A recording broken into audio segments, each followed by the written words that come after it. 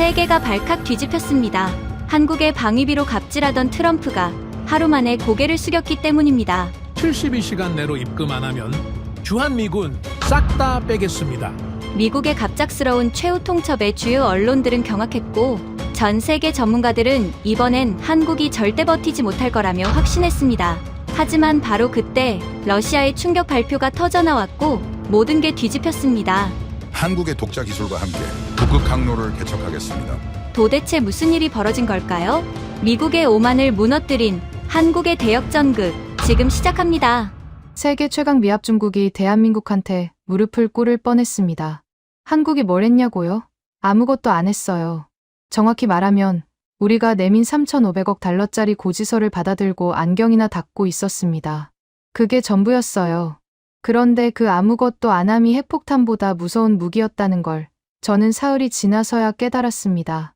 그 사흘 동안 미 핵잠수함이 얼음 밑에 갇혔고 GPS가 먹통이 됐고 캐나다와 독일이 등을 돌렸어요. 동맹이라는 울타리가 72시간 만에 성냥개비처럼 부러졌습니다. 그리고 그 성냥에 불을 붙인 건 다름 아닌 저였죠. 저는 브래들리 씨 할로웨이입니다. 백악관 NSC 경제안보 특별보좌관이었어요. 이었다라고 해야 맞겠군요. 지금은 FBI 취조실 플라스틱 의자가 제 자리니까요. 월스트리트에서 23년간 M&A를 해왔고 국가 간 동맹도 인수합병처럼 다룰 수 있다고 자만했습니다. 숫자는 거짓말을 안 한다고 믿었어요. 한국이 그 숫자를 바꿀 줄은 몰랐습니다. 2026년 2월 9일로 돌아가겠습니다. 그날 아침 워싱턴은 쾌청했어요. 윌라드 인터컨티넨탈 호텔 스위트룸 제12차 한미 방위 비분담금 특별협정 회의장. 저는 회의 시작 30분 전에 도착했습니다. 일부러 그랬어요. 테이블 한가운데에 가죽 파일을 미리 올려놓고 싶었거든요. 그 안에 든 숫자 하나가 오늘의 승패를 결정할 터였습니다. 3,500억 달러. 하나로 450조 원이 넘는 금액이었죠. 한국 국방 예산 8년 치와 맞먹습니다. 이 정도면 비명을 안 지를 수가 없어요. 한국 대표단이 들어왔습니다. 선두의 선 남자, 박진혁. 외교부 북미국장이었죠. 키가 크지도 작지도 않고 표정이 있는 것도 없는 것도 아닌 그런 인상이었어요. 제가 월스트리트에서 제일 싫어하는 타입이었습니다. 감정을 읽을 수가 없으니까요. 하지만 상관없었어요. 오늘은 감정이 아니라 숫자로 끝낼 거였으니까. 저는 파일을 한국 쪽으로 밀었습니다. 일부러 거칠게 밀었어요. 가죽이 테이블 위에서 스르륵 미끄러지며 박진혁 앞에 멈췄습니다. 펴 보십시오. 이건 협상 제안서가 아닙니다. 안보 구독료 고지서예요. 박진혁이 파일을 열었습니다. 첫 장, 3,500억 달러. 숫자 밑에 제가 직접 밑줄을 쳐놨죠. 박진혁의 손가락이 그 숫자 위를 천천히 지나갔습니다. 표정 변화가 없었어요. 눈썹 하나 까딱하지 않더군요. 저는 의자 등받이에 기대며 말을 이었습니다. 거부하실 수도 있죠. 물론이에요. 다만 그 경우 두 가지를 각오하셔야 합니다.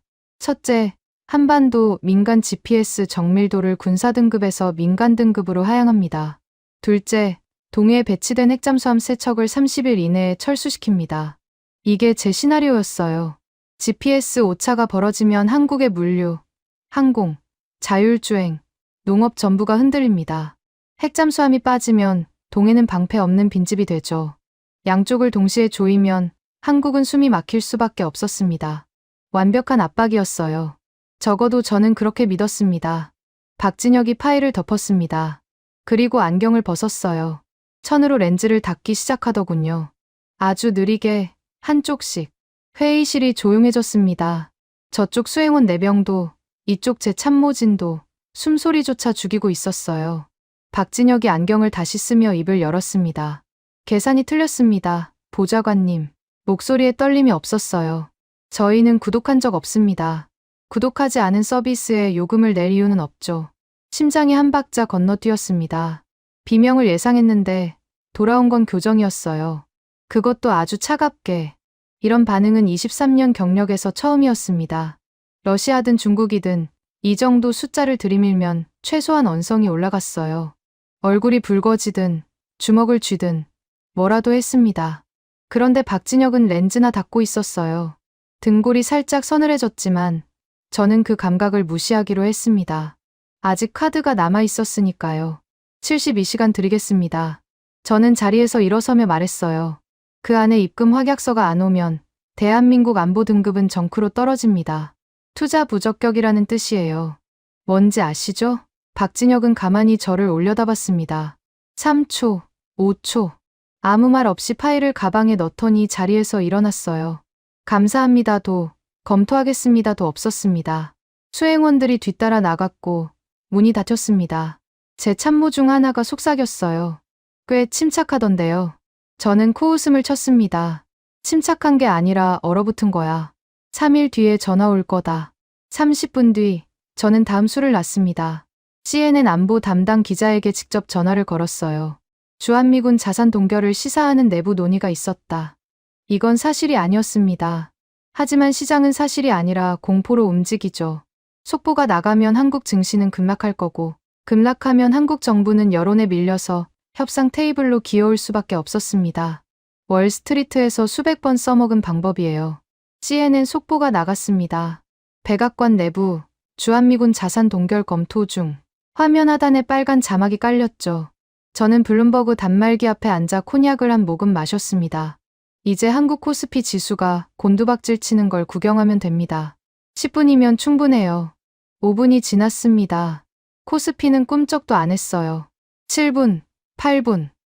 보합세였습니다. 이상했죠.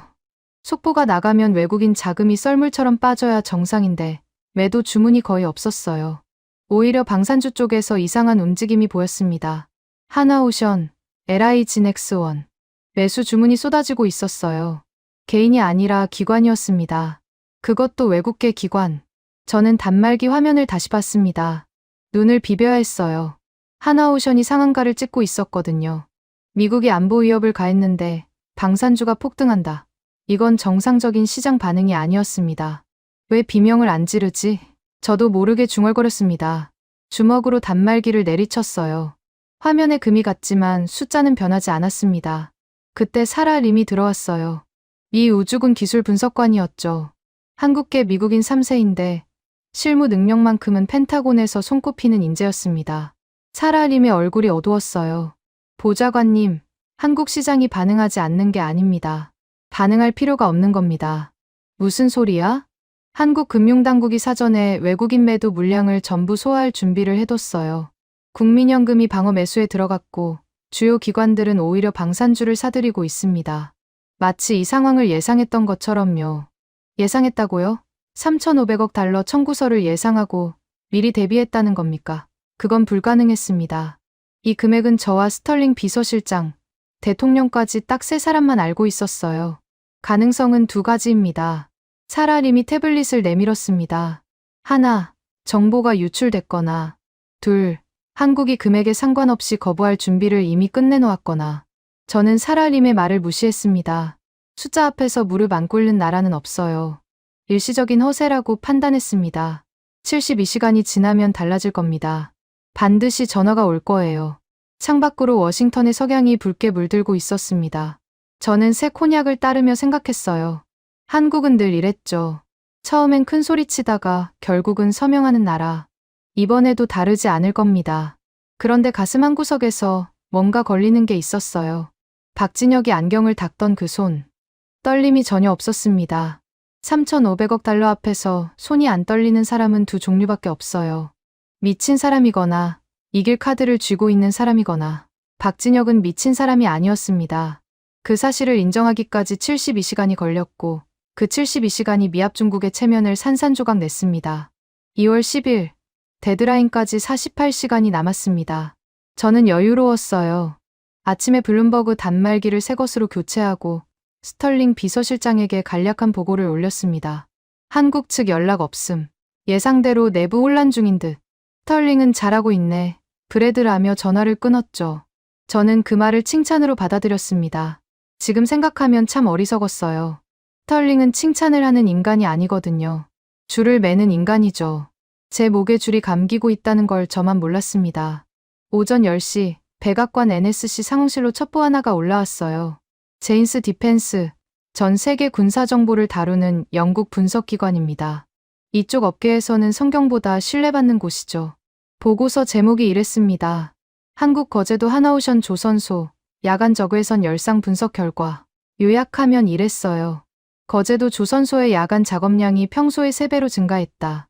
도크 3개에서 동시에 용접 불꽃이 관측되고 대형 크레인이 24시간 가동 중이다. 무언가를 급히 건조하거나 이미 완성된 무언가를 급히 내보내고 있다. 참모진이 술렁거렸습니다. 국방부 연락관이 확인 필요합니다라고 했고 CIA 파견관은 인공위성 추가 촬영을 요청하겠습니다라고 했어요. 저는 손을 저었습니다. 신경 쓸 거 없어. 한국이 돈 없으면 뭘 하겠어. 수출용 호위함이나 서둘러 찍어내는 거야. 외화벌이가 급하니까. 합리적인 추론이었어요.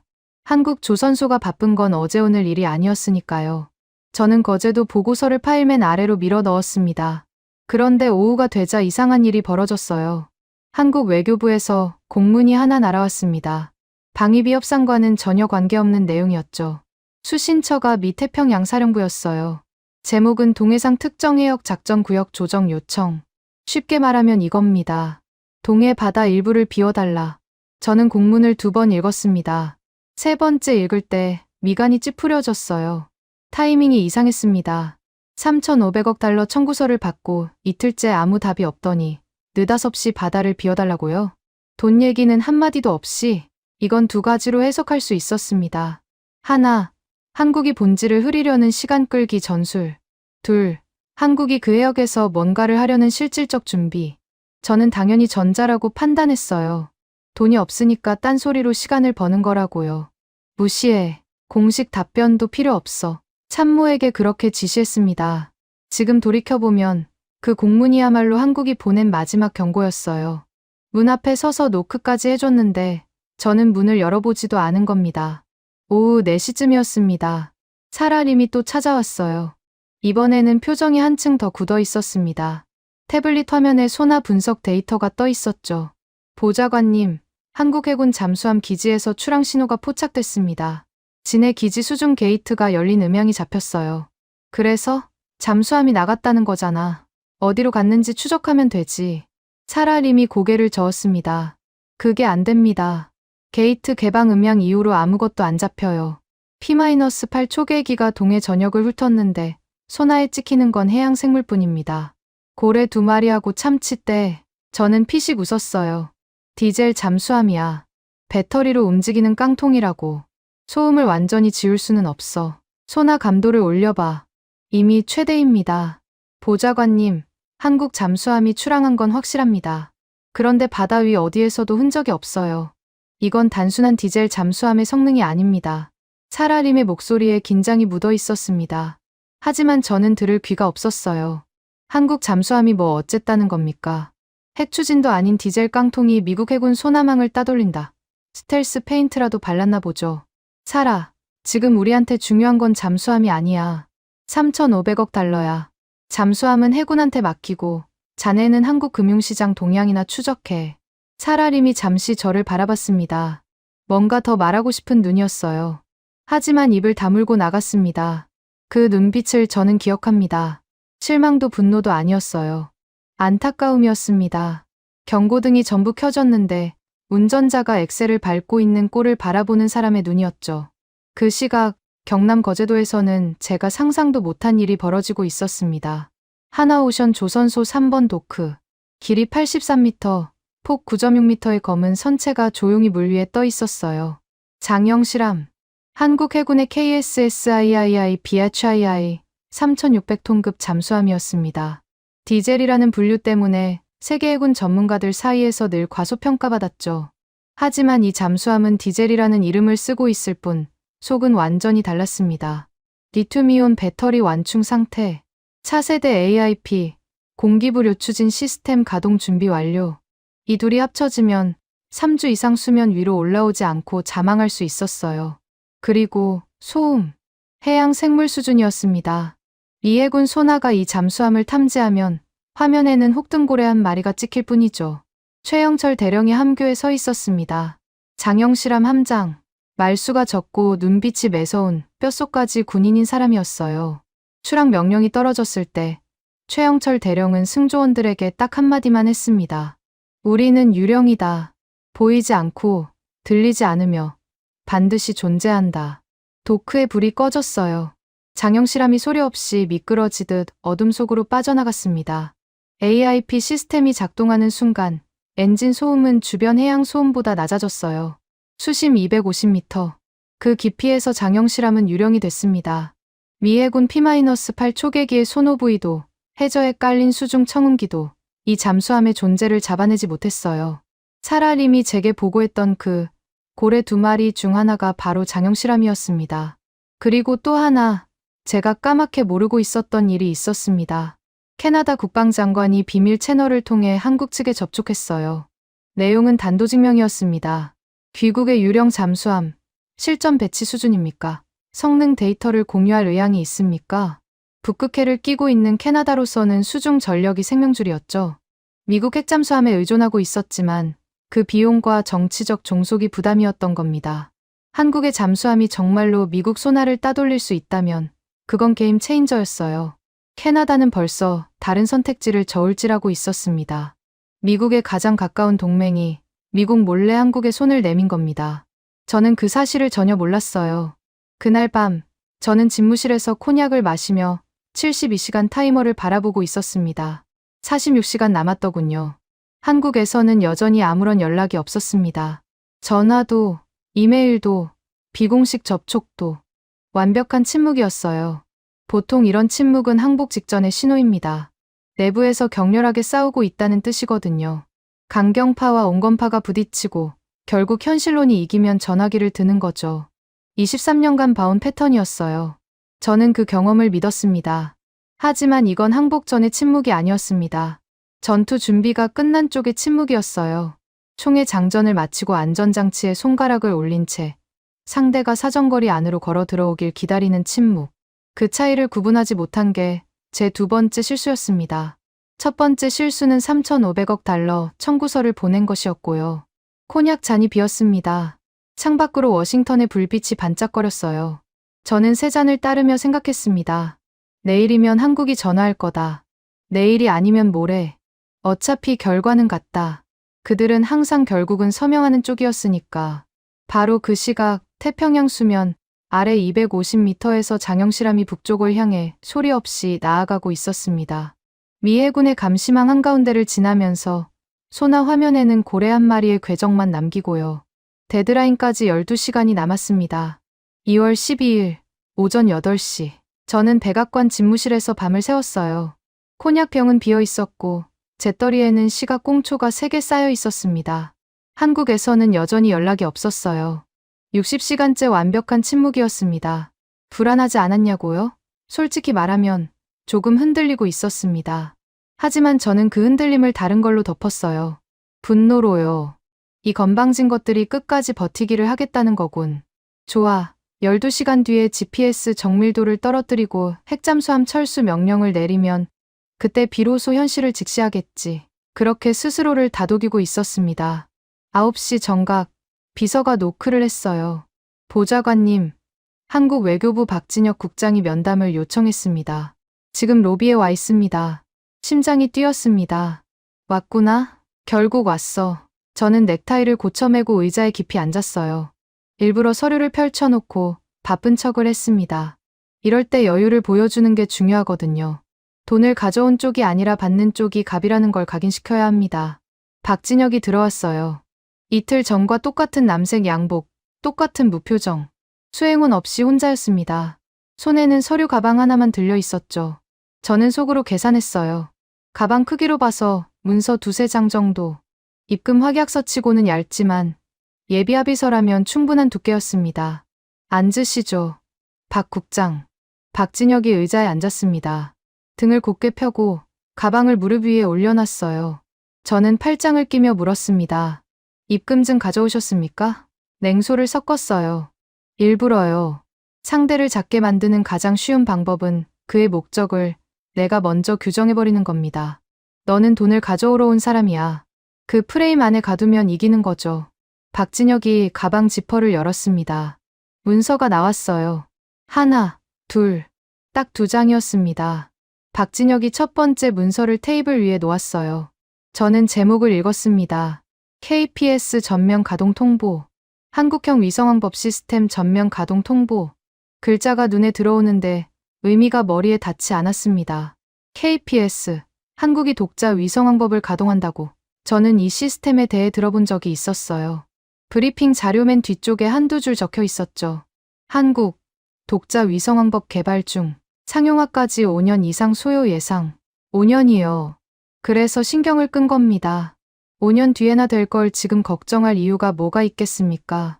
그런데 그 5년이 이미 끝나 있었던 겁니다. 아니, 애초에 5년이 아니었어요. 한국은 우리한테 일부러 늦은 일정표를 흘렸고, 저는 그걸 고지곳대로 믿었습니다. 두 번째 문서가 테이블 위에 놓였어요. 대한민국 해군 북극해, 독자 호위 작전구역 선포. 북극해라는 글자를 보는 순간, 저는 의자에서 몸을 일으켰습니다. 북극, 박 국장, 농담하는 겁니까? 목소리가 올라갔어요. 자제하려고 했지만 안 됐습니다. 거긴 얼음빛이야. 수온 영하, 빙하 두께 수미터. 디젤 잠수함이 들어가면 못 나옵니다. 산소가 바닥나기 전에 얼음에 갇혀서 관짝이 되는 거예요. 제가 아는 상식이었습니다. 북극해 작전은 핵잠수함의 영역이에요. 원자로가 있으니까 산소를 전기분해로 만들고 무한정 잠항할 수 있죠. 디젤은 다릅니다. 배터리가 떨어지면 수면 위로 올라와서 엔진을 돌려야 해요. 그런데 수면이 얼음으로 덮여 있으면 끝입니다. 그래서 어떤 나라도 디젤 잠수함으로 북극해에 들어가는 모험을 하지 않았어요. 박진혁이 저를 바라봤습니다. 여전히 무표정이었어요. 이 사람은 감정 조절을 하는 게 아니라 애초에 감정 자체가 작동하지 않는 것 같았습니다. 장영실급은 리튬이온 배터리와 AIP 시스템을 탑재하고 있습니다. 3주 이상 잠항이 가능해요. 3주, 21날. 저는 그 숫자를 머릿속에서 굴려봤습니다. 북극해 작전에서 3주면 충분했어요. 작전 해역까지 진입하고 임무를 수행하고 복귀하는데 2주에서 3주. 핵잠수함이 아닌 디젤 잠수함으로 그게 된다면 그건 세계 해군사에서 전례가 없는 일이었습니다. 하지만 저를 진짜로 무너뜨린 건 다음 말이었어요. 박진혁이 가방에서 태블릿 하나를 꺼냈습니다. 화면을 켜더니 제 앞으로 밀었어요. 화면에 음파 그래프가 떠 있었습니다.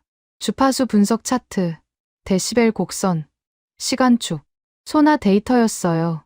저는 이 분야 전문가가 아니지만 차트 위에 영어로 적힌 라벨 3개는 읽을 수 있었습니다. USS CAN, USS 티악슨, USS 스프링필드. 미 해군 핵잠수함 3척의 이름이었어요. 이건 뭡니까? 목소리가 갈라졌습니다. 스스로 느낄 수 있었어요. 귀측 핵잠수함의 스크류 운문입니다. 박진혁이 화면을 한번 터치했어요. 그래프가 확대됐습니다. 샤이에남, 투사남, 스프링필드함. 현재 위치, 잠항 심도, 항해 속도 전부 확인했습니다. 저희 잠수함 소나에 고스란히 잡혀 있었어요. 방 안에 공기가 얼어붙었습니다. 미 핵잠수함의 위치는 미 해군 최고 기밀입니다. 대통령도 실시간 위치까지는 모릅니다. 태평양 사령관과 잠수함 사령관, 그 위 합참의장 정도만 알고 있는 정보예요. 그걸 한국이 쥐고 있다고요. 그것도 3척 전부 등골에 찬 것이 흘렀습니다. 땀인지 소름인지 구분이 안 됐어요. 이건 불법 정보 수집입니다. 동맹국의 군사기밀을 무단으로 탈취한 거예요. 제 목소리가 높아졌지만 제가 흔들리고 있다는 걸 박진혁은 알고 있었을 겁니다. 진짜 화가 난 사람은 소리를 지르지 않거든요. 소리를 지르는 건 겁이 난 사람이에요. 박진혁이 태블릿을 도로 가져가며 말했습니다. 탈취가 아닙니다. 우리 잠수함이 작전 해역에서 자연스럽게 수집한 데이터예요. 국제법상 공해에서의 음향 탐지는 합법입니다. 한마디 한마디가 메스처럼 정확했어요. 감정이 실려있지 않았기 때문에 더 날카로웠습니다. 화를 내면 반박할 수 있었어요. 하지만 사실을 나열하는 사람 앞에서는 할 수 있는 게 없었습니다. 그리고 보좌관님, 박진혁이 의자에서 일어서며 말했어요. 방위비 3,500억 달러건에 대해 저희 입장을 말씀드리겠습니다. 드디어 저는 마른 침을 삼켰습니다. 항복이든 반격이든 답이 나오는 거였죠. KPS 기술 사용료가 있습니다. 현재 동아시아 해역에서 미군 함정과 항공기가 활용하고 있는 위성항법 보정 데이터 상당 부분이 저희 인프라에 기대고 있다는 건 알고 계시죠? 여기에 북극해 호위 작전 비용을 더하면 상당한 금액이 산출됩니다. 박진혁이 서류 가방에서 종이 한 장을 더 꺼냈어요. 3번째 문서였습니다. 숫자가 빼곡하게 적혀 있었죠. 항목별 산출 근거, 연간 사용량, 단가. 이 금액을 3,500억 달러와 상계 처리하면 오히려 미국 측이 저희에게 지불해야 할 잔액이 남습니다. 상계 처리. 서로의 채권을 맞대어 퉁치겠다는 겁니다. 3,500억 달러를 내놓으라는 협박에 아, 그래요? 그러면 우리 기술 쓰는 값하고 퉁칩시다라고 맞받아치는 거예요. 월스트리트에서 이런 카운터 펀치를 날리려면 실물 자산이 뒷받침돼야 합니다. 허풍으로는 안 돼요. 그리고 박진혁의 눈을 보는 순간 이건 허풍이 아니라는 걸 알았습니다. 이건 동맹에 대한 배신입니다. 저는 소리를 질렀습니다. 정확히는 비명에 가까웠어요. 테이블을 내리칠 뻔했지만 참았습니다. 마지막 체면이었죠. 박진혁이 서류 가방을 닫았습니다. 단추를 채우고 의자를 밀어 넣었어요. 한치의 흐트러짐도 없었습니다. 배신이라고 하셨습니까? 문 쪽으로 걸어가면서 박진혁이 말했어요. 뒤를 돌아보지 않았습니다. 동맹에 3,500억 달러짜리 고지서를 날리는 것. 그게 배신 아닙니까? 문이 닫혔습니다. 저는 빈 의자를 바라봤어요. 박진혁이 앉았던 자리에는 주름 하나 남지 않았습니다. 마치 아무도 앉지 않았던 것처럼. 테이블 위에는 2장의 문서만 덩그러니 놓여 있었어요. KPS 전면 가동 통보, 북극해 독자 작전 구역 선포, 그리고 상계 처리 명세서. 손이 떨렸습니다. 23년 만에 처음이었어요. 콘약을 따르려는데 병목이 잔에 부딪혀 딸깍거렸습니다. 전화기를 집어들었어요.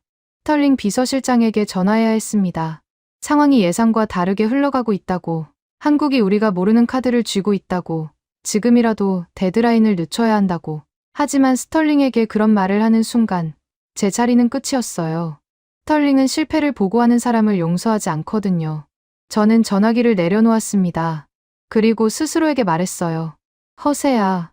한국이 아무리 기술이 있어도 위압 중국의 GPS를 대체할 수는 없어. KPS가 뭔지 세계가 알기까지 몇 년이 걸릴 거야. 지금은 우리가 스위치를 쥐고 있어. 스위치. GPS 정밀도를 떨어뜨리는 스위치. 그걸 누르면 한국은 물류가 마비되고 항공이 흔들리고 자율주행이 멈춥니다. 민간 경제가 흔들리면 정부도 버틸 수 없어요. 이게 마지막 카드였습니다. 12시간 뒤 저는 그 스위치를 눌렀습니다. 그리고 그 순간 세상이 뒤집어졌어요. 무릎을 꿇은 건 한국이 아니었습니다. 눈이 멀어버린 건 미합 중국이었어요. 데드라인이 끝났습니다. 2026년 2월 12일 오후 8시 한국에서 입금 확약서는 오지 않았어요. 전화도 이메일도 비공식 접촉도 없었습니다. 72시간 동안 완벽한 무응답이었죠. 저는 그걸 모욕으로 받아들였습니다. 3,500억 달러를 무시했다는 것보다 위압 중국의 최후 통첩을 씹었다는 사실이 더 치가 떨렸어요. 집무실에 혼자 앉아 있었습니다. 책상 위 모니터 2대가 켜져 있었고 왼쪽에는 블룸버그 단말기, 오른쪽에는 국방부 보안통신 터미널이 떠 있었어요. 손가락이 키보드 위에서 멈춰 있었습니다. GPS 정밀도 하향 명령 코드가 이미 입력된 상태였거든요. 실행 버튼 하나만 누르면 됐습니다. 한국의 민간 GPS 정밀도가 군사 등급에서 민간 등급으로 떨어지면 어떻게 되는지 저는 정확히 알고 있었어요. 오차가 10m에서 30m 이상으로 벌어집니다. 내비게이션이 엉뚱한 길로 안내하고 물류 트럭이 배송지를 놓치고 항공기 착륙 유도가 불안정해지죠. 자율주행 차량은 운행을 멈춰야 하고 농업 드론은 밭이 아니라 옆집 지붕에 착륙합니다. 현대 경제가 얼마나 위성항법에 의존하고 있는지 보통 사람들은 모르거든요. 숨 쉬는 것처럼 당연히 작동하니까 의식하지 못하는 거예요. 그 숨을 끊는 겁니다. 저는 실행 버튼을 눌렀습니다. 화면에 확인 메시지가 떴어요. GPS 민간 신호 정밀도 조정 대상 지역 동아시아. 실행하시겠습니까? 한 번 더 눌렀습니다. 맛 좀 봐라. 혼잣말이 나왔어요. 이를 악물고 있었거든요. 3일 동안 쌓인 분노가 손가락 끝에 실려 있었습니다. 30초 뒤 시스템이 적용됐다는 확인 메시지가 떴어요. 저는 의자에 기대앉아 모니터를 응시했습니다. 이제 한국 전역의 GPS가 흔들리기 시작할 겁니다. 경제가 비틀거리면 국민이 불안해하고 국민이 불안해하면 정부가 흔들려요. 3일이면 전화가 옵니다. 아니, 하루면 충분할 수도 있어요. 5분이 지났습니다. 블룸버그 단말기를 봤어요. 한국 코스피 야간 선물 지수 변동 없음. 아직 반영이 안 된 건가? 10분, 20분. 한국발 뉴스를 검색했습니다. 물류 혼란, 항공 지연, 교통 마비. 그런 속보가 떠야 정상이었어요. 아무것도 없었습니다. 서울 저녁 뉴스톱 헤드라인이 뭐였는지 아십니까? 프로야구 개막전 선발 투수 발표였어요. 뭔가 잘못됐다는 걸 감지한 건 그때였습니다. 30분이면 민간 물류의 혼란이 시작돼야 해요. GPS 오차가 30m로 벌어지면 항만 컨테이너 크레인 자동화 시스템이 가장 먼저 영향을 받거든요. 부산항, 인천항의 하역 작업이 멈추면 뉴스가 안 날 수가 없습니다. 그런데 아무 일도 일어나지 않았어요. 전화기를 집어 들었습니다. 태평양사령부 기술 참모에게 직통으로 연결했어요. GPS 하향 명령, 정상 적용됐나? 예, 보좌관님. 동아시아 전역 민간 신호 정밀도 하향 완료됐습니다. 현재 오차 30m 이상으로 확인됩니다. 그런데 왜 한국에서 아무런 혼란이 없지? 참모가 잠시 침묵하더니 대답했어요. 확인해 보겠습니다. 전화를 끊고 15분 뒤 사라림이 뛰어 들어왔습니다. 노크도 안 했어요. 사라림이 노크를 안 하는 건 처음이었습니다. 손에 태블릿을 들고 있었는데 화면이 빨간색으로 전멸하고 있었어요. 보좌관님, 큰일 났습니다. 한국 상황이 안 잡힌다는 거 알아. 시스템 지연이겠지. 아닙니다. 한국은 GPS를 안 쓰고 있습니다. 저는 사라림을 바라봤어요. 뭐라고? 한국 전역의 민간 위성항법 시스템이 GPS에서 KPS로 전환됐습니다. 이미 30분 전에 완료된 상태예요. 물류, 항공, 해운, 자율주행 전부. GPS 오차가 벌어진 걸 한국 시스템이 감지하는 즉시 자동으로 KPS가 올라왔습니다. 자동으로. 그 단어가 머리를 때렸습니다. 자동이라는 건 사전에 설계돼 있었다는 뜻이에요. GPS가 흔들리면 KPS로 넘어가는 프로토콜이 이미 만들어져 있었고 한국 전역의 인프라에 심어져 있었다는 겁니다. 그걸 언제 했을까요? 일주일 전, 한 달 전, 1년 전? 우리가 3,500억 달러 청구서를 작성하고 있을 때 한국은 GPS 없이 살아남는 법을 이미 완성해 놓고 있었던 겁니다. 정밀도는? 제 입에서 그 질문이 나왔을 때 이미 대답이 두려웠어요. 센티미터 단위입니다. GPS 군사 등급보다 정밀해요. 센티미터. 미국 GPS의 민간 정밀도가 10m, 군사 등급이 1m 안팎인데 한국의 KPS는 센티미터 단위라고요. 그건 GPS를 대체하는 수준이 아니었습니다. 압도하는 수준이었어요. 저는 의자 팔걸이를 움켜쥐었습니다. 손톱이 가죽에 파고들었어요. 그런데 재앙은 거기서 끝나지 않았습니다. 사라림이 태블릿을 넘겼어요. 두 번째 화면이 떴습니다. 미 해군 통신 상태 현황판이었죠. 북극해 작전 구역에 배치된 함정 목록이 쭉 나와 있었는데 그중 하나가 빨간색으로 깜빡이고 있었습니다. USS 샤이엔함 위성 링크가 두절됐습니다. GPS 하향 명령의 영향이 예상보다 넓게 퍼졌어요. 동아시아만 조정한 게 아니라 북극해 일부 위성 커버리지에도 영향을 준 겁니다. 샤이엔함이 현재 위치한 해역이 공교롭게도 그 사각지대에 걸려 있었어요. 머리가 하얘졌습니다. 제가 누른 버튼이 한국이 아니라 미국 핵잠수함을 먹통으로 만들었다는 겁니까? GPS 정밀도를 떨어뜨리면 한국만 타격을 받을 거라고 생각했어요. 미군 시스템은 군사 등급 암호화 채널이니까 영향이 없을 거라고. 하지만 북극해의 위성 환경은 달랐습니다. 극지방은 위성 궤도가 수렴하면서 신호가 겹치고 거기다 슈퍼 블리자드까지 몰아치고 있었어요. 민간 신호를 건드린 게 군사 채널의 보정 데이터까지 흔들어버린 겁니다. 샤이엔함 상태는 수중 미사일 발사 시스템 연동이 끊겼습니다. 위성 항법 기반 유도 시스템이 작동하지 않아요. 관성 항법으로 전환했지만 정밀도가 급격히 떨어지고 있습니다. 미 해군 핵잠수함이 눈을 잃었습니다. 제가 직접 눈을 찔러버린 거예요. 한국을 때리려고 휘두른 칼이 제 눈에 꽂힌 겁니다. 그 순간 태평양 사령부에서 긴급 통신이 들어왔어요. 음성이 스피커로 쏟아졌습니다. 샤이엔함에서 긴급 보고입니다. 소나의 충돌 경고 발생, 전방 1,000m의 미식별 물체, 음향 서명 분석 불가, 화면에 잡히는 건 해양 생물급 반사파뿐입니다. 충돌 경고, 전방 1,000m. 그런데 소나 화면에는 아무것도 없다. 고래 정도 크기의 반사파만 잡힌다. 저는 사라림을 봤어요. 사라림의 얼굴이 창백해져 있었습니다. 장영실함입니다. 사라림이 중얼거렸어요. 한국 잠수함이 샤이해남 바로 아래를 지나가고 있는 겁니다. 소나에 안 잡히는 이유는 소음 수준이 해양 생물과 구분이 안 되기 때문이에요. 기술적으로 이건 불가능해야 합니다. 3,600톤짜리 잠수함이 이 정도 소음 수준을 유지한다는 건 보좌관님, 우리가 알고 있던 한국의 기술 수준이 완전히 틀렸다는 뜻입니다. 스피커에서 샤이해남 함장의 목소리가 다시 흘러나왔습니다. 평소 침착하기로 유명한 사람이었는데 목소리가 미세하게 떨리고 있었어요. 사령부, 충돌 경고 해제. 미식별 물체가 함하방을 통과해 후방으로 이동 중. 소음 제로. 반복합니다. 소음 제로. 이건 디젤이 아닙니다. 소음 제로. 그 두 단어가 상황실에 떨어졌을 때 아무도 입을 열지 못했어요. 디젤 잠수함이 핵잠수함의 바로 밑을 지나갔는데 소나에 안 잡혔다. 충돌 경고가 울린 건 음파가 아니라 수압 변화 때문이었을 겁니다.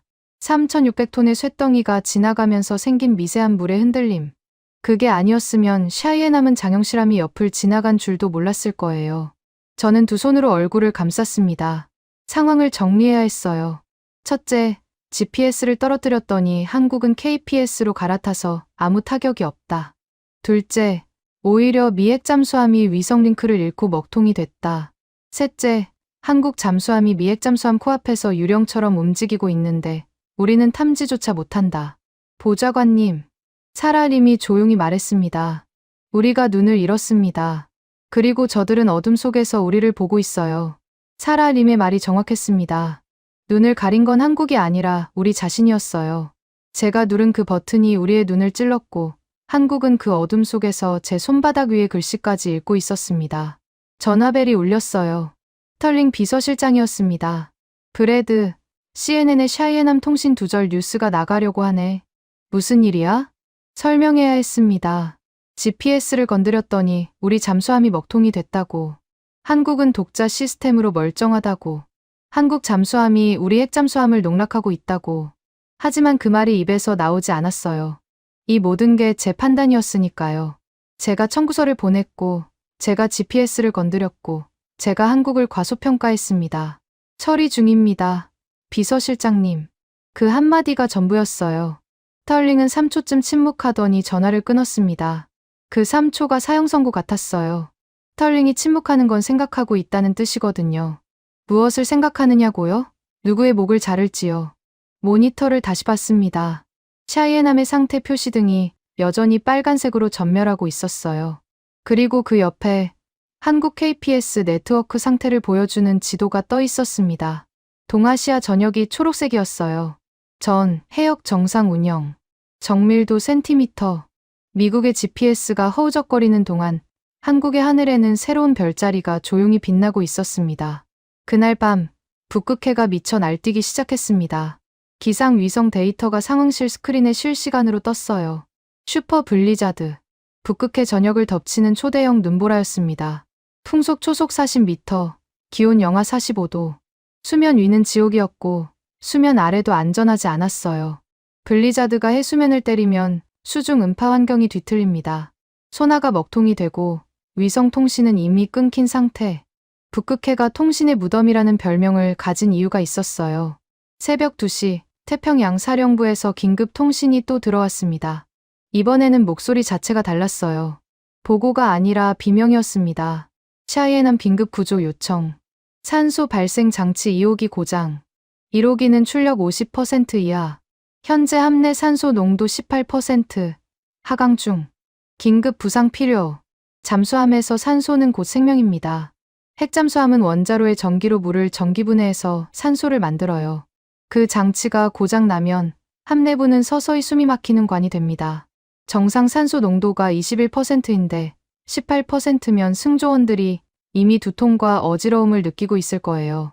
15% 아래로 떨어지면 판단력이 흐려지고 12%면 의식을 잃기 시작합니다. 해결책은 단순했어요. 수면 위로 올라가면 됩니다. 해치를 열고 바깥 공기를 들이마시면 산소 문제는 해결돼요. 하지만 북극해에서는 그 단순한 해결책이 불가능했습니다. 수면이 얼음으로 덮여 있으니까요. 핵잠수함이 북극해에서 부상하려면 빙하가 얇은 틈, 해군 용어로 리드라고 부르는 지점을 찾아야 합니다. 두께 1m 이하의 얼음이면 잠수함의 세일로 뚫고 올라갈 수 있어요. 문제는 그 리드를 찾으려면 정밀한 위성 데이터가 필요하다는 겁니다. 빙하 두께를 위성으로 측정하고 좌표를 잡아서 그리로 이동하는 거죠. GPS가 정상이었다면 30분이면 됐을 일이었어요. 하지만 GPS는 제가 망가뜨렸습니다. 오차가 30m 이상 벌어진 상태에서 북극해 빙하의 얇은 틈을 찾는 건 눈을 감고 바늘구멍을 꿰는 것과 같았어요. 빙하 분석 데이터를 보내줄 수 없나? 제가 소리쳤습니다. 태평양 사령부 참모가 대답했어요. 현재 GPS 보정 데이터 없이는 빙하 두께 측정 위성의 좌표 매칭이 불가능합니다. 오차 범위가 너무 커서 리드로 추정되는 지점이 사실은 3m짜리 빙벽일 수 있습니다. 잘못 부상하면 함 구조물이 파손됩니다. 얼음 감옥이었어요. 샤이엔함 115명의 승조원이 산소가 떨어지는 쇳덩이 안에 갇혀 있는데 위로 올라갈 구멍을 찾을 눈이 없는 겁니다. 그 눈을 멀게 한 게 접니다. 한국을 겨눈 칼이 우리 병사들의 목을 조르고 있었어요. GPS 원상복구하면 되잖아. 지금 당장 되돌려.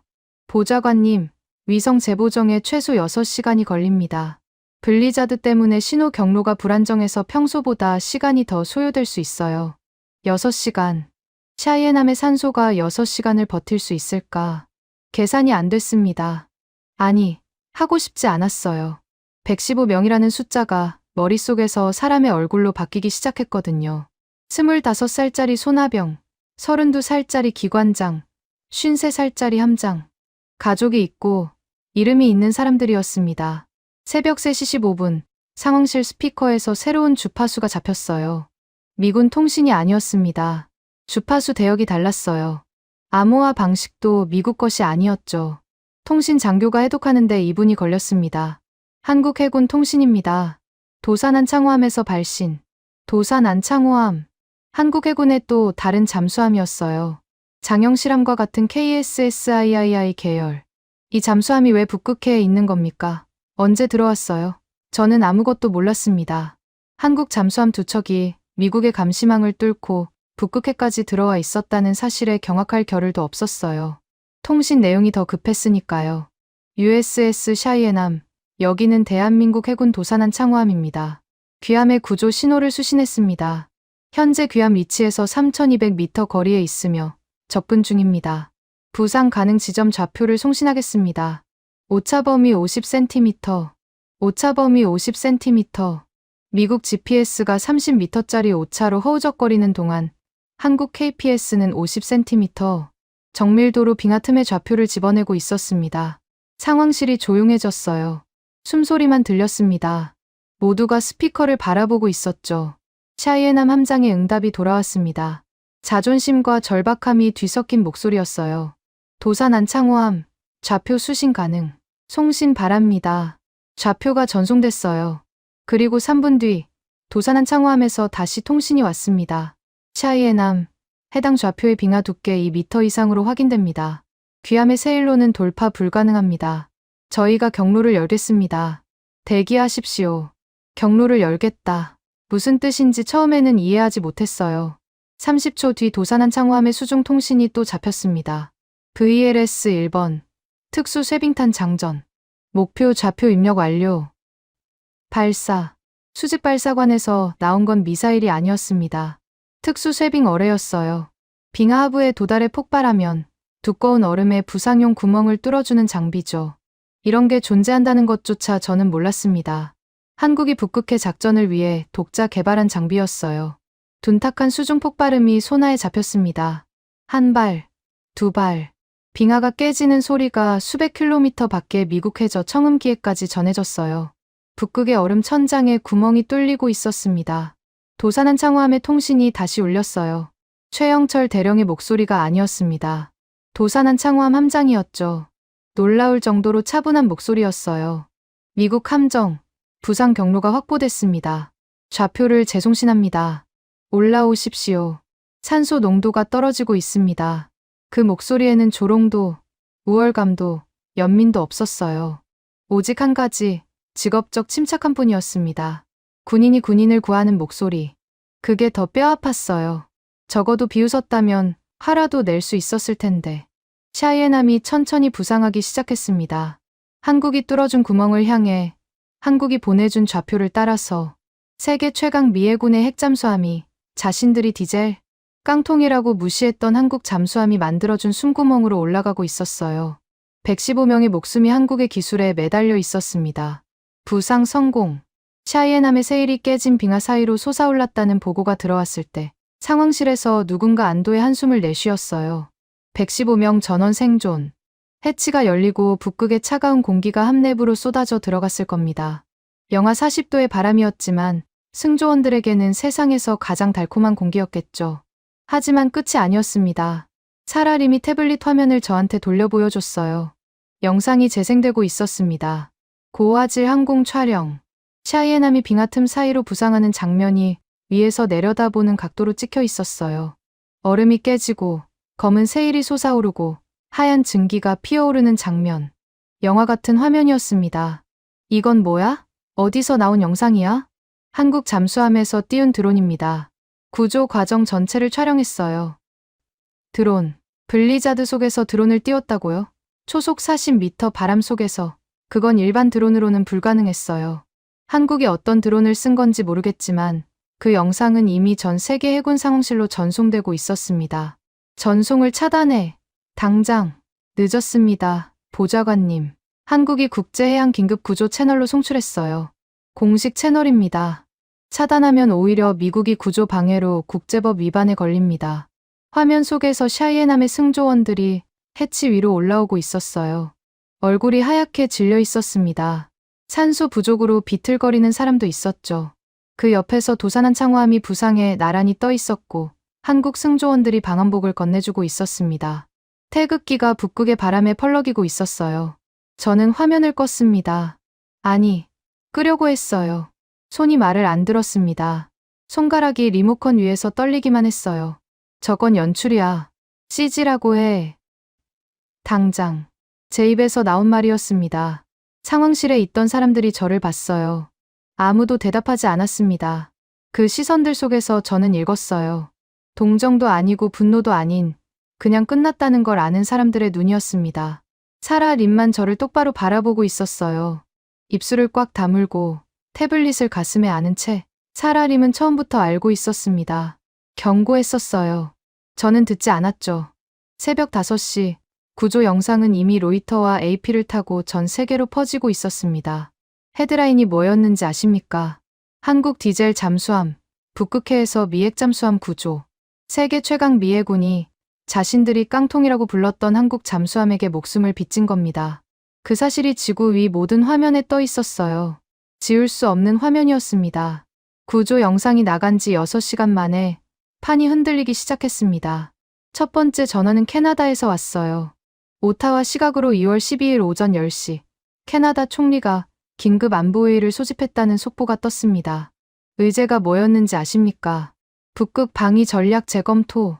쉽게 말하면 지금까지 미국한테 맡겨왔던 북극해 방어를 처음부터 다시 생각하겠다는 겁니다.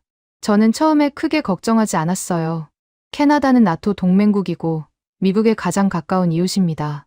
안보회의 한 번 한다고 갑자기 등을 돌리지는 않아요. 국내 정치용 제스처일 거라고 생각했습니다. 구조 영상 때문에 여론이 시끄러우니까 뭔가 하는 척 보여주는 거라고요. 오후 2시 캐나다 국방장관이 기자회견을 열었습니다. 저는 상황실 스크린으로 생중계를 봤어요. 국방장관 얼굴이 굳어 있었습니다. 원고를 읽는 게 아니라 외운 문장을 한마디씩 내뱉는 표정이었어요. 큰 결정을 내린 사람의 얼굴이었죠. 오늘 새벽 전 세계가 북극해에서 벌어진 구조 작전을 목격했습니다. 대한민국 해군이 미국 핵잠수함 승조원 115명의 생명을 구했습니다. 빙하 아래 영하 40도 슈퍼 블리자드 한가운데서요. 이 작전은 한 가지 사실을 증명했습니다. 북극을 지킬 수 있는 능력은 국가의 크기가 아니라 기술의 깊이에 달려 있다는 것을. 여기까지는 괜찮았어요. 외교적 수사니까요. 문제는 다음이었습니다. 캐나다 정부는 차기 잠수함 사업 CPSP의 기존 경쟁 입찰을 전면 취소합니다. 그리고 대한민국과 수의계약 방식의 단독 협상에 돌입할 것을 발표합니다. 규모는 60조 원입니다. 수의계약, 경쟁 입찰 없이 한국이랑만 계약하겠다는 겁니다. 60조 원. 캐나다 해군 역사상 최대 규모의 단일 방산 계약이었어요. 미국, 프랑스, 영국, 독일. 이 사업에 입찰했던 세계 방산 강국들이 한꺼번에 탈락한 겁니다. 아무런 기술 평가도 가격 비교도 없이 북극해 영상 하나가 수십 페이지짜리 제안서 수백 개를 날려버린 거예요. 저는 전화기를 집어 들었습니다. 캐나다 대사 직통 번호를 눌렀어요. 신호음 3번 만에 대사가 받았습니다. 대사, 이건 나토 규격 위반이야. CPSP는 나토 상호운 용성 기준에 따라 나토 회원국 장비를 우선 검토하게 돼 있어. 한국은 나토 회원국이 아니잖아. 최대한 차분하게 말하려고 했습니다. 하지만 목소리에 칼이 서 있었을 거예요. 캐나다 대사는 3초쯤 침묵했어요. 그리고 대답했습니다. 규격이요? 할로웨이 보좌관님. 대사의 목소리가 낮아졌어요. 화가 나 있었습니다. 어젯밤 우리 나토 동맹의 핵잠수함이 얼음 밑에서 질식해 가고 있었습니다.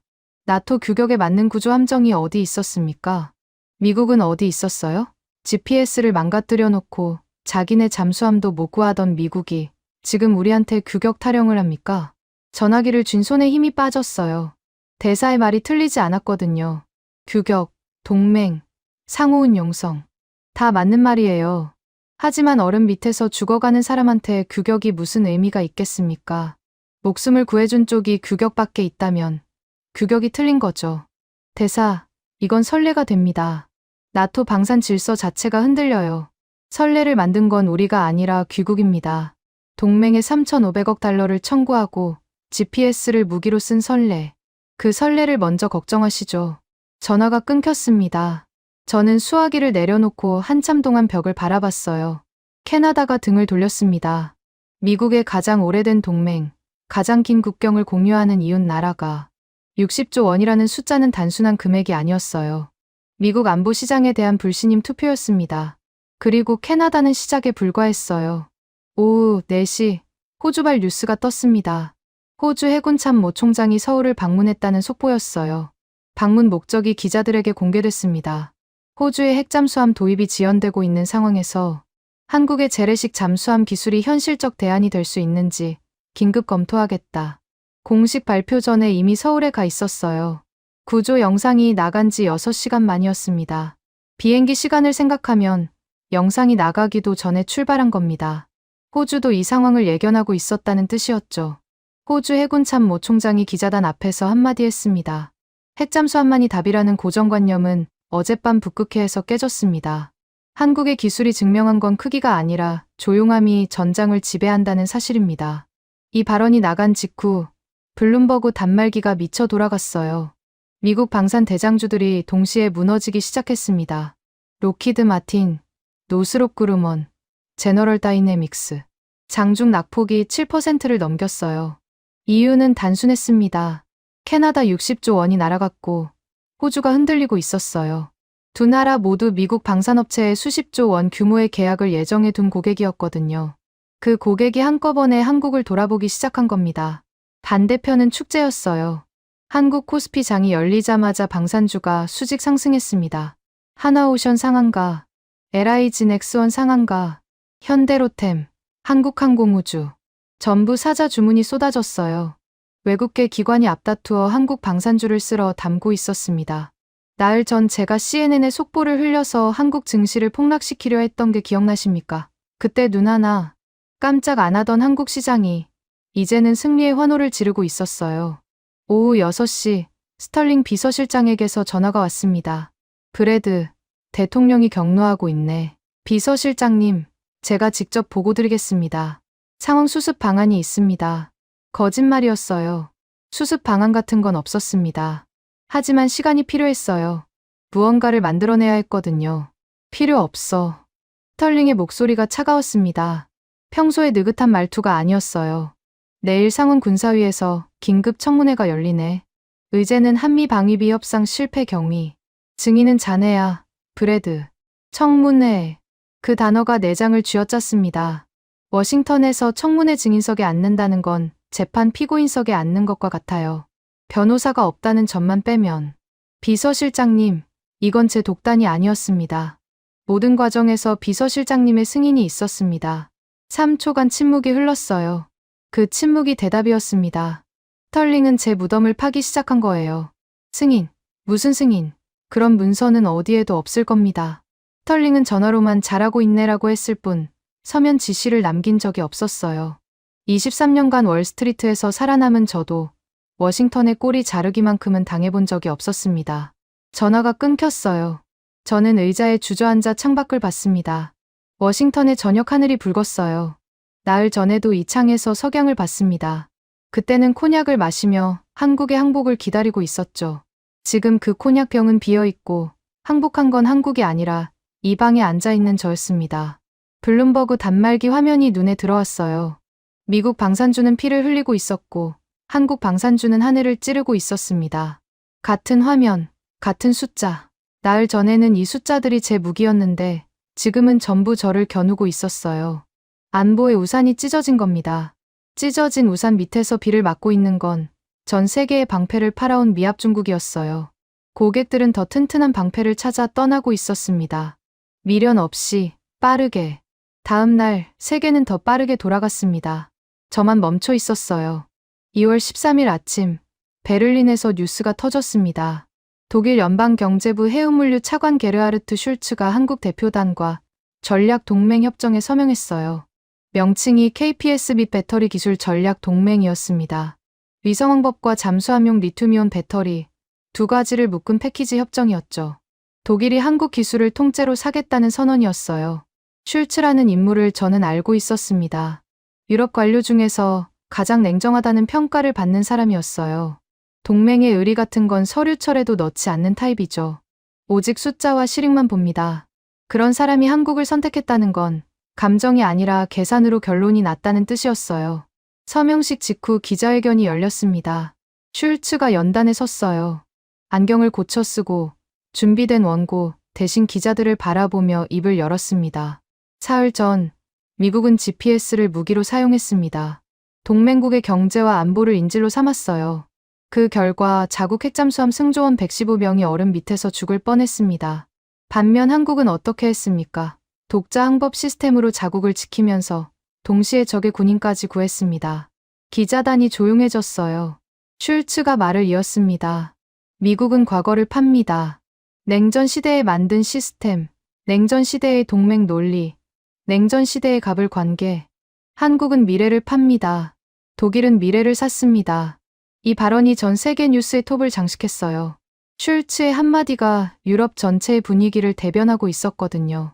미국의 GPS에 목줄이 잡혀 있다는 사실을 유럽 국가들은 오래전부터 불편해하고 있었습니다. 유럽연합이 독자 위성왕법 갈릴레오를 만든 것도 그 이유였죠. 하지만 갈릴레오는 정밀도에서 GPS를 넘지 못했어요. KPS는 달랐습니다. GPS를 넘어선 최초의 시스템이었고 실전에서 증명까지 마쳤죠. 유럽 입장에서는 미국의 목줄을 끊을 수 있는 첫 번째 현실적 대안이 나타난 겁니다. 그리고 그 파장은 항구에서 터졌어요. 독일 서명 직후 유럽 주요 항만에서 초유의 사태가 벌어졌습니다. 로테르담, 함부르크, 앤트워프. 유럽 3대 항구에서 동시에 KPS 인증 시스템 도입을 발표한 거예요. 입항하는 선박이 KPS 수신기를 탑재하고 있는지 확인하는 절차였습니다. 탑재하지 않은 선박은 입항 우선순위에서 밀려났어요. 대기 시간이 이틀에서 사흘로 늘어났습니다. 한국, 독일, 캐나다 선박은 KPS 인증을 받고 신속 통과. 미국 선박은 줄을 서서 기다려야 했죠. 사실상 미국 봉쇄였어요. 총 한 발 안 쏘고 선언 하나 없이 항만 입항 절차 하나로 미국 해운을 옥죄기 시작한 겁니다. 미국 해운업계가 비명을 질렀어요. 화물선이 유럽 항구 앞에서 3일씩 대기하면 물류 비용이 천문학적으로 올라갑니다. 냉장 컨테이너 안에 식품은 썩어가고 자동차 부품은 공장에 도착하지 못했어요. 이 소식이 뉴욕 증시 개장과 동시에 반영됐습니다. 미국 해운 관련주 주가가 하루 만에 40% 폭락했어요. 슈퍼마켓 체인 주가도 흔들렸습니다. 물류 대란이 소비자 물가를 끌어올릴 거라는 공포가 퍼졌거든요. CNN이 백악관 앞 시위 장면을 내보냈어요. 피켓에 뭐라고 적혀 있었는지 아십니까? GPS를 무기로 쓴 정부가 우리 밥상을 무너뜨렸다. 그 시위를 보면서 저는 알았어요. 이건 외교 문제를 넘어서 내정 문제가 됐다는 걸. 국민 생활이 흔들리면 의회가 움직입니다. 의회가 움직이면 누군가의 머리가 잘려요. 그리고 그 머리는 항상 가장 시끄러웠던 사람의 것이죠. 오후 2시 상원 군사위원회 긴급 청문회가 열렸습니다. 증인석에 앉은 건 저였어요. 카메라 수십 대가 제 얼굴을 비추고 있었습니다. 전국 생중계였죠. 위원장이 첫 질문을 던졌습니다. 할로웨이 보좌관, 당신은 대한민국에 3,500억 달러를 청구했고 GPS를 무기로 사용하도록 결정했습니다. 그 결과 미 해군 핵잠수함이 북극해에서 고립됐고 미국 해운업계는 역사적 손실을 기록했으며 캐나다와 독일이 한국으로 돌아섰습니다. 당신이 3,500억 달러를 벌어보려다가 미합 중국의 100년 패권을 날린 겁니다. 반박해야 했어요. 하지만 무슨 말로 반박하겠습니까? 사실이었으니까요. 저는 마이크에 입을 가까이 대고 말했습니다. 위원장님, 모든 결정은 국가 이익을 위한 판단이었습니다. 한국의 기술 수준에 대한 정보가 부족했던 부분은 인정합니다만 위원장이 제 말을 잘랐어요. 정보가 부족했다고요? 사라림 분석관이 수차례 경고 보고서를 올렸다는 기록이 여기 있습니다. 당신이 묵살한 겁니다. 가슴이 철렁했어요. 사라림의 보고서가 청문회 증거로 제출돼 있었습니다. 한국 KPS의 기술 수준, 잠수함 소음 데이터, 시장 방어 태세, 전부 사전에 경고됐던 내용이었어요.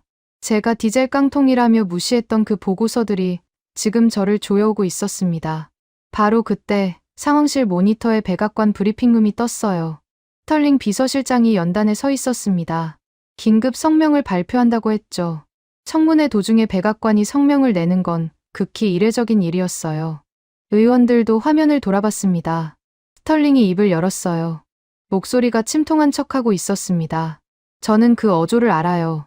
스털링이 누군가를 버릴 때 쓰는 톤이거든요. 이번 사태는 브래들리 할로웨이 보좌관의 독단적이고 무책임한 판단에서 비롯되었습니다. 백악관은 3,500억 달러 청구나 GPS 무기화를 승인한 적 없습니다. 이에 할로웨이 보좌관을 즉시 해임하며 관련 수사를 FBI에 의뢰합니다. 전국에 생중계되고 있었어요. 수천만 명이 보는 앞에서 스털링은 모든 죄를 제 등에 올렸습니다. 독단적 범죄, 승인한 적 없다. 한 글자도 사실이 아니었어요. 스털링은 매 단계마다 전화로 잘하고 있네라고 했습니다. 대통령 앞에서 고개를 끄덕였어요. 하지만 증거가 없었습니다. 전화 녹음도, 서면 지시도, 이메일도 없었어요. 스털링은 처음부터 흔적을 남기지 않았던 겁니다. 23년 월스트리트에서 살아남은 저를 워싱턴 정치가 잡아먹었어요. 청문회장이 웅성거렸습니다. 카메라가 제 얼굴로 줌인하는 게 느껴졌어요. 저는 물잔에 손을 뻗었지만 잡지 못했습니다. 손가락이 잔 옆을 스치고 지나갔어요. 떨리고 있었거든요. 1시간 뒤, 저는 집무실로 돌아왔습니다. 아니, 더 이상 제 집무실이 아니었죠. 보안요원 2명이 문 앞에 서 있었어요. 짐을 쌀 시간으로 30분이 주어졌습니다. 책상 서랍을 열었어요. 콘약병, 시각 케이스, 가족 사진. 가족 사진을 꺼내다가 멈췄습니다. 아내에게 뭐라고 말해야 할까? 아이들한테는요. 보안요원이 다가왔어요. 손을 내밀었습니다. 아이디 카드 반납해 주십시오. 백악관 출입 카드를 건넸어요. 4년 동안 제 가슴에 달고 다녔던 카드였습니다. 플라스틱 한 장이 이렇게 무거울 줄 몰랐어요. 복도를 걸어 나오는데 모니터가 보였습니다. CNN이었어요. 화면이 둘로 나뉘어 있었습니다. 왼쪽은 백악관 앞시위 장면, 오른쪽은 북극해 위성 사진이었어요. 북극해 사진에 화살표 2개가 찍혀 있었습니다. 하나는 한국 장영실함, 하나는 캐나다 해군 함정. 연합훈련을 실시하고 있다는 자막이 떠 있었어요. 미국 함정은 어디에 있었냐고요? 수십 해리 밖에서 옵저버로 지켜보고 있었습니다. 초대받지 못한 겁니다. 미국이 주인이었던 바다에서 미국이 손님이 돼 있었어요. 저는 백악관 후문으로 나왔습니다. 겨울비가 내리고 있었어요. 우산이 없었습니다. 비를 맞으며 차를 기다리는데 뒤에서 발소리가 들렸어요. 돌아봤습니다. 사라림이었어요. 사라림은 우산을 쓰고 있었습니다. 제게 씌워주지는 않았어요. 그냥 옆에 서서 파일 하나를 내밀었습니다. 연민도 없었고 조롱도 없었어요. 그냥 담담했습니다. 보좌관님이 말씀하셨죠. 데이터는 거짓말을 안 한다고. 파일을 받았어요. 표지에 대한민국 방위비 협상 결과 보고서라고 적혀 있었습니다. 이게 그 데이터입니다. 사라림이 돌아섰어요. 우산 위로 빗방울이 떨어지는 소리만 남았습니다. 저는 빗속에서 그 파일을 안고 서 있었어요. 표지의 글자가 빗물에 번지기 시작했습니다. 미국의 빈자리는 이미 채워지고 있었어요. 한국의 깃발로. 아주 빠르게, 그리고 돌이킬 수 없게. 2026년 2월 16일, 월요일. 워싱턴에는 차가운 겨울비가 내리고 있었습니다. FBI 워싱턴 지부, 3층 취조실. 회색 벽, 회색 테이블, 회색 의자. 세상에서 색이 빠져나간 것 같은 방이었어요. 테이블 위에는 식은 커피 한 잔과 녹음기가 놓여 있었습니다. 커피는 2시간 전에 따라준 건데 한 모금도 안 마셨어요. 마실 기분이 아니었습니다. 코냑이라면 몰라도 종이컵에 담긴 자판기 커피라니. 일주일 전까지만 해도 백악관에서 최고급 코냑을 마시던 사람이 자판기 커피 앞에 앉아 있으니 우습지 않겠습니까? 맞은편에 FBI 수사관이 앉아 있었어요. 40대 중반쯤으로 보이는 여자였습니다. 이름은 기억나지 않아요. 아니, 기억할 필요가 없었습니다. 저한테 중요한 건 그 사람이 아니라 제 앞에 놓인 진술서 32장이었으니까요. 사건 경위서. 공식 제목은 대한민국 방위비 협상 실패의 건이었습니다. 제 27년 경력이 32장으로 압축돼 있었어요. 할로웨이 씨, 다시 한번 묻겠습니다. GPS 민간 신호 하향 명령을 내린 건 본인의 독단적 판단이었습니까? 수사관의 질문이었어요. 몇 번째 같은 질문인지 모르겠습니다. 저는 고개를 들었어요. 형광등 빛이 눈을 찔렀습니다. 저는 애국자였습니다. 제 입에서 나온 말이었어요. 수사관의 표정이 변하지 않았습니다. 펜을 놀리던 손도 멈추지 않았어요. 이 말을 처음 했을 때는 수사관이 잠깐 저를 올려다봤었죠. 두 번째에는 고개만 살짝 기울였어요. 세 번째부터는 아무 반응이 없었습니다. 애국자. 그 단어가 이 회색 방에서는 아무런 무게를 갖지 못했어요. 이 방에서 의미 있는 건 오직 사실과 날짜와 서명뿐이었습니다. 취조실 구석에 걸린 텔레비전이 켜져 있었어요. 소리는 꺼져 있었지만 자막이 흘러가고 있었습니다. 저는 그 화면을 보지 않으려고 했어요. 하지만 눈이 자꾸 갔습니다. 자막이 이랬어요. 한국, 캐나다 차기 잠수함 사업 최종 계약 체결. 계약 규모 60조 원. 단군 이래 최대 방산 수출. 단군 이래. 한국 사람들이 역사상 최초라는 뜻으로 쓰는 표현이라고 사라림이 언젠가 알려줬었어요. 사라림. 그 이름이 떠오르자 가슴이 묵직해졌습니다. 처음부터 맞았던 사람, 처음부터 무시당했던 사람. 화면이 바뀌었어요. 부산항이었습니다. 밤이었는데도 항구 전체가 환했어요. 불야성이라는 단어가 딱 맞았습니다. 컨테이너 크레인이 쉴 새 없이 움직이고 있었고 선박들이 줄지어 입항하고 있었어요. 카메라가 선박 상부를 클로즈업했습니다. 안테나가 보였어요. KPS 수신 안테나.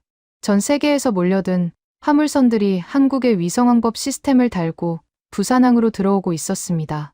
일주일 전, 저는 한국의 항만을 마비시키려고 GPS를 건드렸어요. 그 결과가 뭐였습니까? 한국의 항만이 세계 물류의 중심이 된 겁니다. 미국이 눈을 찌른 사이 한국이 새로운 눈이 돼버렸어요.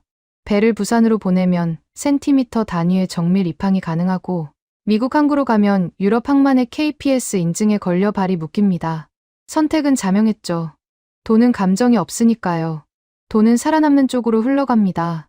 화면이 또 바뀌었어요. 한국 코스피 지수 그래프가 떴습니다. 사상 최고치 경신. 방산주, 우주항공주, 조선주가 지수를 끌어올리고 있었어요. 그래프가 오른쪽 위를 향해 거의 수직으로 올라가고 있었습니다. 일주일 전 제가 폭락시키려 했던 그 시장이 역사상 가장 높은 곳에 올라 있었어요. 수사관이 서류를 넘겼습니다. 페이지 넘기는 소리가 이 조용한 방에서 유난히 크게 들렸어요. 할로웨이 씨, 스털링 비서실장이 사전 승인을 했다는 주장에 대해 비서실장 측은 전면 부인하고 있습니다. 관련 통화 기록, 이메일, 서면 지시서가 있습니까? 없었습니다. 단 한 장도 없었어요. 스털링은 처음부터 흔적을 남기지 않았습니다. 전화로 잘하고 있네.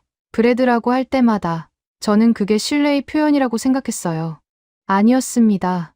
목에 감기는 줄이었죠. 줄을 감고 있다는 걸 모르면 그게 줄인지 목걸이인지 구분을 못합니다. 스털링은 제가 성공하면 자기 공으로, 실패하면 제 목에 걸린 줄을 당길 준비를 해둔 거예요. 없습니다. 두 글자가 입에서 떨어져 나왔어요. 수사관이 펜으로 뭔가를 적었습니다. 텔레비전 화면이 다시 바뀌었어요. 이번에는 뉴스 앵커가 아니라 어떤 식당 아니었습니다. 한국 방송이었어요. 영어 자막이 붙어 있었습니다. 허름한 횟집이었어요. 나무 테이블에 소주잔 2개, 회 접시 하나. 화려한 파티장이 아니었습니다. 시상식 무대도 아니었어요. 2 남자가 앉아 있었어요. 한 명은 양복 차림이었고 한 명은 바람막이 점퍼를 입고 있었습니다. 카메라가 얼굴을 잡았을 때 저는 알아봤어요. 양복을 입은 쪽이 박진혁이었습니다. 바람막이 쪽은 처음 보는 얼굴이었는데 자막에 강민우 국방과학연구소 위성체계단장이라고 떠 있었어요. 강민우, KPS를 만든 사람. 제가 설마 독자 운영하겠어? 라고 코웃음 쳤던 그 시스템을 실제로 완성시킨 사람이었습니다. 2 사람이 소주잔을 부딪혔어요. 소리는 안 들렸지만 작은 잔이 맞닿는 게 보였습니다. 박진혁이 뭔가 말했어요. 자막이 떴습니다. 고생했다. 3 글자였어요. 강민우가 고개를 숙이며 웃었습니다. 그게 전부였어요. 악수도, 포옹도, 눈물도 없었습니다. 소주잔 하나와 고생했다 한마디. 60조 원짜리 승리를 자축하는 방식이 그거였어요. 저는 그 장면에서 눈을 뗄 수 없었습니다. 이해할 수 없었거든요. 월스트리트에서 이 정도 딜을 성사시키면 맨해튼 최고급 레스토랑을 통째로 빌립니다. 샴페인을 터뜨리고 기자들을 불러서 얼굴을 알리죠. 그게 승리의 방식이에요. 하지만 저 2 사람은 허름한 횟집에서 소주를 마시고 있었습니다. 세상을 뒤집어 놓고도 소란을 피우지 않는 사람들. 그게 진짜 이긴 사람들의 모습이라는 걸 저는 이 회색 취조실에서 비로소 깨달았어요. 화면이 마지막으로 바뀌었습니다. 거제도 하나오션 조선소의 야간 항공 촬영이었어요. 도크에서 용접 불꽃이 터지고 있었습니다. 주황색, 하얀색, 파란색 불꽃이 밤하늘을 수놓고 있었어요. 새로운 잠수함을 건조하고 있는 거겠죠. 캐나다에 보낼 잠수함인지, 호주에 보낼 잠수함인지, 아니면 또 다른 나라의 주문인지. 일주일 전에는 야간 작업량이 3배라는 첩보를 무시했었는데 지금 그 조선소는 멈출 줄을 모르고 있었어요. 불꽃이 꺼지지 않았습니다. 한국의 밤은 환했어요. 그리고 마지막 장면. 컴퓨터 그래픽이었는데 뉴스에서 쓰는 시뮬레이션 영상이었어요. 북극해 수심 250m. 검은 바다 속을 장영실함이 유영하듯 나아가고 있었습니다. 선체에 태극기가 그려져 있었어요. 소리 없이, 빛 없이 그 깊고 차가운 어둠 속을 미끄러지고 있었습니다. 미국의 소나에는 고래 한 마리로 찍힐 뿐인 유령. 보이지 않고 들리지 않으며 반드시 존재하는 수사관이 진술서 마지막 장을 제 앞으로 밀었습니다. 여기 서명해 주십시오. 펜을 집어들었어요. 무거웠습니다. 볼펜 하나가 이렇게 무겁다는 게 말이 됩니까? 23년 월스트리트, 4년 백악관. 수만 장의 계약서에 서명해 왔어요. 한 번도 손이 떨린 적 없었습니다. 3,500억 달러짜리 청구서에도 자신만만하게 서명했죠. 그런데 32장짜리 진술서 앞에서 펜이 움직이지 않았어요. 서명했습니다. 선이 흔들렸어요. 제 이름이 제 이름 같지 않았습니다. 고개를 떨궜어요. 테이블 위에 식은 커피가 보였습니다. 형광등 빛이 갈색 수면에 반사되고 있었어요. 그 작은 커피잔 위에 비친 형광등이 마치 아주 먼 곳의 별 같았습니다. 한국이 띄운 새로운 별, KPS. 저는 그 별을 무시했고, 가리려 했고, 끄려 했습니다. 하지만 별은 꺼지지 않았어요. 취조실 밖에서 빗소리가 들렸습니다. 워싱턴의 겨울비가 여전히 내리고 있었어요. 이 비가 그치면 저는 어디로 가게 될까요? 모르겠습니다. 확실한 건 하나, 제가 떠난 자리는 이미 채워졌다는 거예요. 저보다 훨씬 조용하고, 저보다 훨씬 깊은 사람들에 의해서. 지금까지 여러분의 영원한 말동무, 감동을 더하다 였습니다. 세계를 놀라게 한 대한민국. 다음 영상에서도 계속됩니다. 좋은 하루 되세요.